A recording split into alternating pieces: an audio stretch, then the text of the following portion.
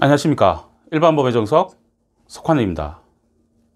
최근 아시아와 유럽을 잇는 스웨즈 운하에서 자초된 에버 기브노 사고가 연일 신문 방송에 나오고 있습니다. 이 에버 기브노는 컨테이너선이죠. 물품을 수출하거나 수입할 때 꼭 필요한 운송수단입니다. 그래서 오늘은 그 물품에 대한 보험, 바로 적하보험입니다. 다소 생소한 보험이지만 같이 한번 살펴보도록 하겠습니다. 적하보험의 상품 개요입니다. 해상 운송 중에 발생하는, 물론 항공 운송도 있죠. 항공 조건도 있습니다. 발생하는 사고를 보상을 해주는 보험이 바로 적하보험입니다. 이 적하보험은 무역 조건에 따라서 누가 가입할지가 결정이 되죠. 매도인, 수출업자, 매수인, 수입업자. 체결된 매매 계약에 의해서 결정이 됩니다. 무역 조건을 한번 보도록 하겠습니다. 매도인이죠. 수출업자가 보험을 가입하는 무역 조건이죠. CIF 조건, Cost Insurance and Plate, 운임보험료 포함 조건입니다. 화물의 원가와 적하보험료, 그리고 해상 운송료를 포함한다는 조건이죠.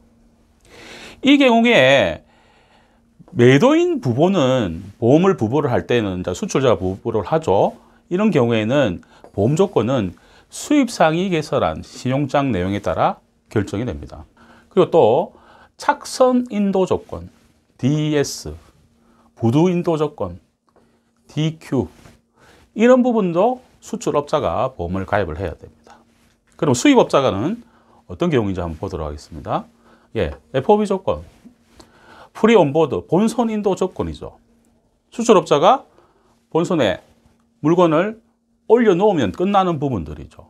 그래서 수입업자가 가입을 하는 무역 조건입니다. 이때 매도인은 지체 없이 선적일, 언제 선적할 거냐, 그리고 선박명을 지체 없이 통보를 해줘야 보험 가입을 할 수가 있겠죠. 그리고 또 많이 하는 CFR, 운임과 운임만 포함이 되어 있죠. 그리고 FAS 조건, 선측 인도 조건, 그리고 EXW, 공장 인도 조건, 이런 경우에도 수입업자가 보험을 가입을 해야 됩니다. 그리고 적하보험과 신용장은 불가분의 관계죠. 통상적으로 결제는 화환음 방식으로 결제를 합니다. 환은행에서 할인을 해주죠. 이때 반드시 신용장이 필요합니다. 신용장은 수입업자의 의뢰로 주거래은행에서 발행을 하는 지급보증서라고 보면 됩니다. 그 신용장과 추가로 첨부가 돼야 될 서류가 하나 있죠. 그게 적하보험 증권입니다. 아까 환은행에서 할인을 하는데 물품이 가다가 사고가 나서 소실이 되어버렸다. 그럼 한은행은 금전 손해를 보게 되겠죠. 이 손해를 보험회사로부터 보상을 받는 부분들이 바로 적하보험 증권입니다. 그래서 신용장 안에는 보험 가입과 관련되어 있는 조건들이 명시가 되어 있습니다. 다음은 적하보험의 보험 조건입니다. 기본 조건이 있죠. 부가 조건 두 가지가 있죠. 기본 조건은 83년도 이전 구체자의 SG 팔리시와 ICC 협회 적하약관, 인스티튜트 카고 클로즈 해서 협회 적하약관입니다. 이 두 개를 첨부해서 확장이나 축소하는 형식이었지만 지금은 ICC만으로 그 보상 범위를 규정하고 있습니다. 같이 혼용을 하고 있다는 부분들이죠. 그래서 기본 조건의 종류를 보면 구약관상 올리스크 에어, WA, FPA, 올리스크 말 그대로 전유형을 담보를 해주겠다. WA는 with average 해서 분손 담보, 단독 훼손을 담보를 해주겠다.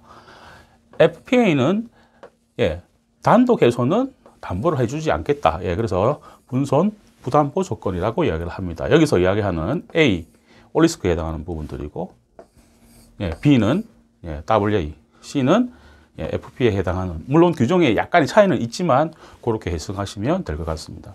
그 다음에 토탈로스 조건도 있죠. 이 경우에는 선화증권 발급이 없는 운송 화물에 대해서는 통상적으로 토탈로스로 적용을 하고 있습니다. 이건 협회 적하약관도 아니고 국제적인 약관은 아닙니다. 다음 부가 조건입니다. 전위험단 말 그대로 전체 위험을 다 보상을 해주는 부분들이기 때문에 W나 FP 혹은 B나 C 조건에서 특정 위험을 추가해서 부가 조건을 부부할 수 있다라고 되어 있습니다.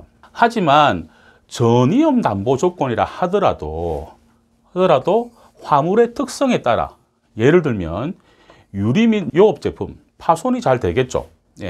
이런 파손 위험에 대해서는 이 브리케이지 위험을 추가를 해야 한다. 부가 조건을 추가를 해야 올리스크라 하더라도 보상을 받을 수 있는 부분들입니다. 종류를 한번 보겠습니다. TPND, 도난이나 발화, 불착손, 도난으로 해가지고 도착 시에 도착이 안 됐더라. 그런 부분을 보상을 해주는 부분들이죠. RFWD, 비나 물로 인한 손실.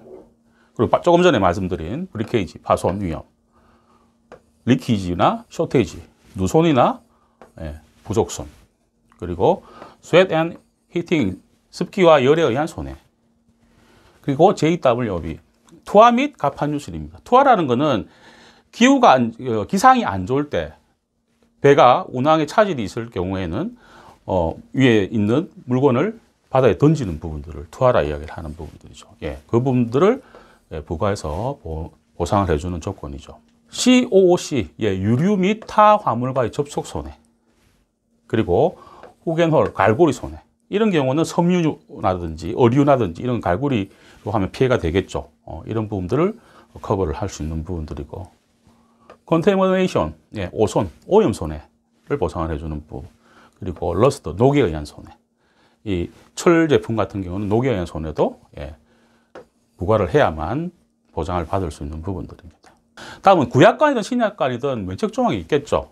피보험자 고의 안 되죠. 화물의 고유 하자라든지 성질에 의한 손해 보상이 되지 않습니다. 통상적인 부족 손해나 자연 소모 안 됩니다. 그리고 지금 에버기븐호처럼 이 항해의 지연으로 손해가 발생되는 부분들도 면책 사항에 들어있는 부분들이죠. 화물 배상 책임이라고 따로 있죠.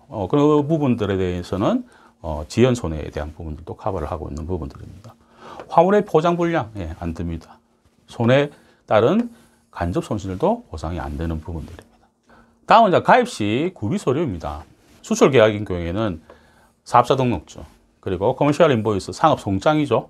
송장 안에는 뭐 금액이라든지 물품명이라든지 수출항, 그리고 도착항, 뭐 이런 부분들이 명시가 되어 있죠. 그리고 LC 번호나 이런 다 명시가 되어 있습니다. 그래서 LC 사본이 신용장이죠. 사본이 필요한 부분들. 수입 계약인 경우에는 사업자 등록증과 신용장 개설 신청서 해당을 해서 받으면 되는 부분이죠. 사본이 필요한 부분들입니다.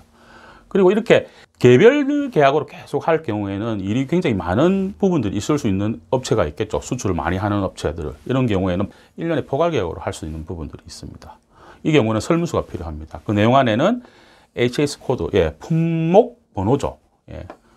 출발지, 도착지, 운송수단, 물품 가액 등이 기재되어 있는 설문수가 필요하고, 그 다음에 사업자 등록증이 필요하겠다. 그래서 개별 계약으로도 할 수도 있고 포괄 계약으로도 할 수 있다는 부분들이죠. 마지막으로 이제 HS 코드입니다. 적합보험은 요율 구성이 어떻게 되냐면 상품명이 뭔지, 어떤 종류의 상품인지, 그리고 수출 경우에는 선적항하고 도착항이 어딘지, 그리고 수입인 경우에는 선적항과 도착항이 어딘지, 이런 항해 구간에 따라서 보험료가 달라집니다. 그래서 이 품목 번호가 굉장히 중요하죠. 요율에 직접적인 영향을 미치는 부분들입니다. 세계관세기구에서 상품별로 고유 번호를 부여를 했죠. 국제적으로는 6자리를 쓰고 있습니다. 우리나라는 4자리를 추가를 해서 10자리를 표시하여 사용하고 있습니다. HS 코드, 품목 번호죠. 중요한 부분들입니다. 오늘은 번외로 적합보험에 대해서 살펴보았습니다. 다음 시간은 예정대로 일반 보험에 있는 책임보험, 두 번째 시간입니다. 재난배상 책임보험에 대해서 같이 한번 살펴보는 시간을 갖도록 하겠습니다. 일반 보험 무엇이든 물어보십시오. 상단의 카카오 채널에서 일반 보험의 정석을 검색하시거나 연락 주시면 성심성의껏 도와드리겠습니다.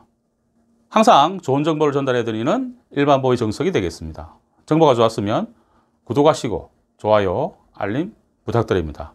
일반 보험의 정석 석환이었습니다.